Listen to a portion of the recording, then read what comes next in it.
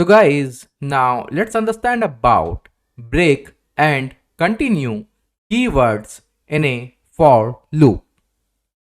So here I have written a for loop, and we have already seen in a last part that how does a for loop works. And here I have used a f string. So with every iteration of our loop, now this I value will refer to this particular whatever will be the value of this I in this loop. So now let's see with a line by line execution. What does our break keyword does in our for loop? So now as we did not meet this condition, we immediately exited out from this if statement, and now we print this line running for loop iteration 1. Now in the second iteration of this loop, now this I value has changed to 2. So now we printed out this before break. So that line has printed out before without any issues. But now notice down what will happen when I'm executing this particular break keyword line. So look at our execution has gone out from the for loop. So that's what this break keyword does. So whenever we will meet a break keyword in our loops, we will immediately exited out from that loop immediately. No other instruction will be executed from that loop. So now we are out of from the loop. So we printed out these lines and then new line after loop, the loop, whatever the instruction is there after the that loop. So that's what this break keyword does.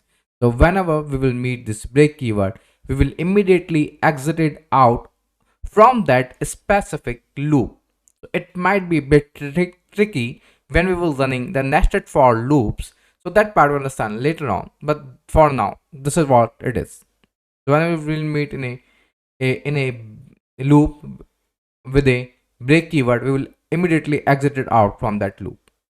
Now let me restart it. Now let me clear that. Now let's understand what does a continue keyword does in a loop. So that we print it out. Now instead of break, now let me make it continue. So let's break. Now let's change this break to continue. Continue. Yeah. Now let's see the line by line execution. What happens when we meet with a continue keyword in a for loop? So let's start the line by line execution. So after first iteration, as usual, now I value is 1. We will immediately exit it out from that if statement, and we printed out this running for loop iteration. Then now when I value is 2, now we will meet this condition. So we went inside in this if statement. Now we have printed out this before continue, but now we have meeting this particular continue keyword. And look at very carefully now what will happen when I execute this line where this continue keyword is. So do you see the moment this line has executed, we did not go to the next line, but we went back to the loop, and now it will be to the next iteration, that will be the 3.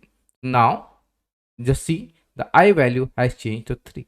So whenever we meet this continue keyword, so whatever the iteration is running on that particular for loop, we stop that iteration and then we went back to the next loop. It does not exit out from that loop. We just stop running that particular iteration of that loop. That's what this continue keyword does. So now as usual, we will continue running our loop. So now we have printed out 3. Now again we printed out 4, and now we have completed all the iteration of this particular iterable. So now we will stop exit it out from the loop in a normal as usual way. Now let's say I don't want to skip 2 and as well as let's say 3 also. So again I can do the same thing. So let's write down one more. If I equal to is equal to 3, then again make it continue. And make it before that.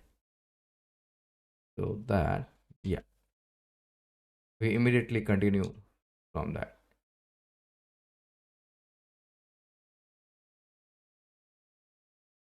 Now let me clear the whole output. Let me restart it, all the variables. Now let me run this for loop again. So again, exit it out. We running this iteration. Now we are going ahead this I. Now before continue, we print out this. Now we went back. Now I value has become 3. But now we are immediately meeting with a continue keyword. So immediately we will went back to the next iteration.